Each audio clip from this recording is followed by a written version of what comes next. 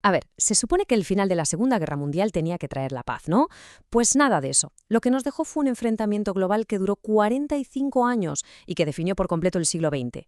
Fue un conflicto rarísimo, sin batallas directas entre las dos superpotencias, pero que nos tuvo a todos, al planeta entero, con el corazón en un puño. Venga, vamos a desgranar cómo fue posible algo así.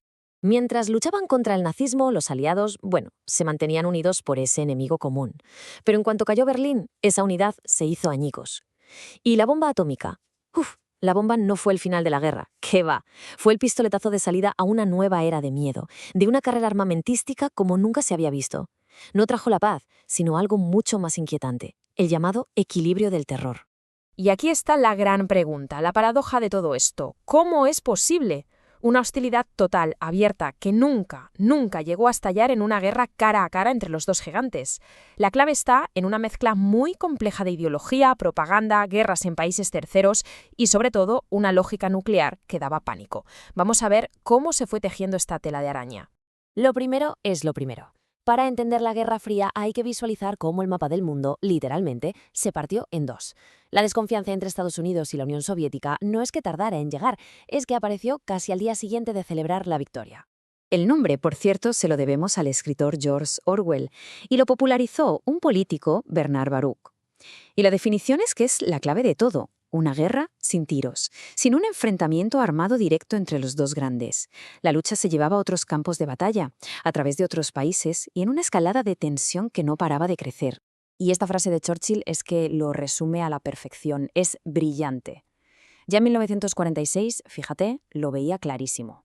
Europa estaba rota. Al este, los países que se convertirían en satélites de la Unión Soviética. Y al oeste, las naciones bajo la influencia de Estados Unidos. Un telón de acero, tal cual.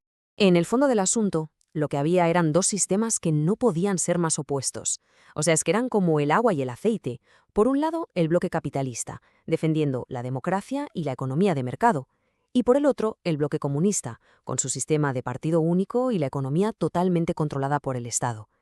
Esta diferencia, esta incompatibilidad, fue el combustible de esa desconfianza durante décadas. Claro, y esta división ideológica no se quedó solo en las ideas, tenía que materializarse en algo. Y ese algo fueron dos alianzas militares gigantescas. En 1949, Estados Unidos y sus aliados fundan la OTAN, con el objetivo de frenar a los soviéticos. La respuesta del bloque del Este, como era de esperar, llegó en 1955, el Pacto de Varsovia. El mundo bipolar ya era una realidad militar, con sus dos equipos bien definidos. Entonces, si no podían pegarse directamente, ¿cómo lo hacían? Pues aquí entran en juego las famosas guerras subsidiarias, o como dicen los ingleses, las proxy wars. Básicamente, cada superpotencia apoyaba a un bando en conflictos locales por todo el mundo. Era su forma de luchar en la sombra. El primer gran pulso fue en Alemania. Ojo a esto, en 1948, Stalin decide bloquear todos los accesos por tierra a Berlín Occidental, que era una isla capitalista en medio de la zona soviética. Quería asfixiarla para que los aliados se fueran. ¿Y qué hicieron ellos? Pues montar un puente aéreo gigantesco. Ahí se ven las rutas en el mapa. Estuvieron casi un año llevando suministros por aire a toda una ciudad. Fue una victoria logística, pero sobre todo de imagen para Occidente. Impresionante. Pero el primer conflicto de verdad, con disparos y muertos, fue en Asia. En 1950, Corea del Norte, con el apoyo soviético, invade Corea del Sur. Estados Unidos reacciona y lidera una coalición de la ONU. Cuando parecía que los del sur iban a ganar, como se ve en esos mapas de avance, ¡zas!, entra China en la guerra. El resultado fue un conflicto salvaje, con millones de muertos, que básicamente dejó a Corea dividida tal y como está hoy. Y después vino Vietnam, una guerra larguísima, carísima y que dividió por completo a la sociedad estadounidense. Washington se metió allí para evitar que Vietnam del Sur cayera en el comunismo, pero se topó con una guerra de guerrillas, el Vietcong, que recibió ayuda de Vietnam del Norte, de China y de la URSS.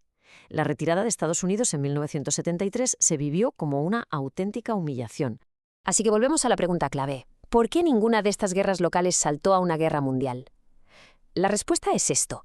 El equilibrio del terror. Las dos potencias sabían perfectamente que una guerra nuclear directa significaba la destrucción mutua asegurada. Fin de la partida para todos. Esa conciencia de que apretar el botón era un suicidio colectivo fue lo que paradójicamente mantuvo la paz entre ellos. Pero bueno, a pesar de esta lógica de si tú me matas, yo te mato, hubo momentos en los que el mundo de verdad contuvo la respiración. Momentos en los que la Tercera Guerra Mundial parecía estar a la vuelta de la esquina. El muro de Berlín. Es que es increíble. Lo levantaron en una sola noche para frenar la sangría de gente que se escapaba de la Alemania comunista al oeste. De la noche a la mañana, una ciudad partida en dos, familias separadas. Se convirtió en el muro de la vergüenza, el símbolo más físico y cruel de ese mundo dividido. Pero el momento más peligroso de todos, el punto de máxima tensión, llegó en octubre del 62. Aviones espía de Estados Unidos descubren que la Unión Soviética está instalando misiles nucleares en Cuba, a un tiro de piedra de Florida. Como se ve en el mapa, las principales ciudades de Estados Unidos quedaban bajo una amenaza nuclear directa y con un tiempo de reacción mínimo. Fueron 13 días de auténtica angustia en los que el mundo estuvo a un pelo de la aniquilación total.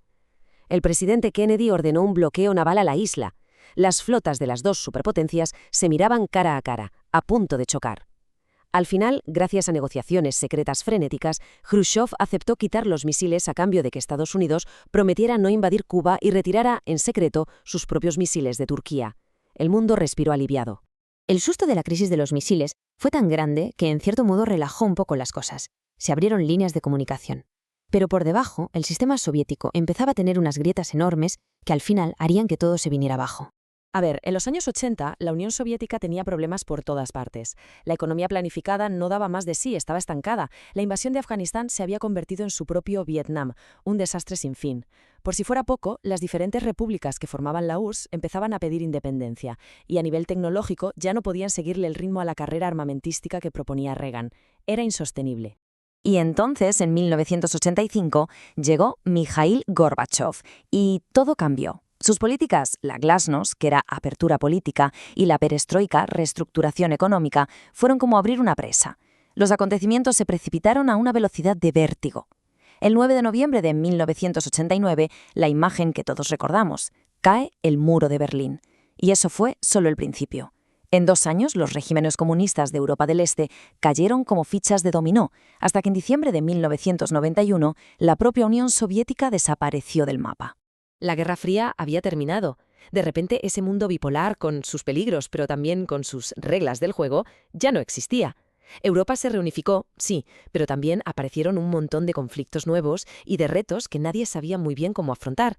Y esa es la gran pregunta que nos dejó su final. El colapso de uno de los dos polos de poder no trajo el fin de la historia, como algunos pensaron. Lo que trajo fue el comienzo de un capítulo completamente nuevo. Un capítulo que, a día de hoy, todavía estamos intentando entender y ver cómo se configura.